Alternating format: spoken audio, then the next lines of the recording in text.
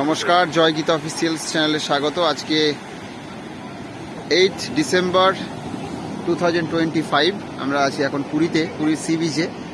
তো সোজা রথ এবং উল্টো রথের পরে যে সাধারণ মানুষের যে ভিড় হয়, সেই ভিড়ের বলতে হবে যে 50%ও মানুষ এখানে নেই। মানে খুবই কম লোক এখানে এসেছে পুরীতে। তো যাই হোক, আমাদের ঠান্ডার পরিবেশে আমরা স্নানটা করলাম, খুবই ভালো লাগলো আজকে, কিন্তু প্রচণ্ড ঠান্ডা লাগছিল। আজকে আমরা 8 তারিখে জাস্ট বেরোলাম, আজকে 9 তারিখ।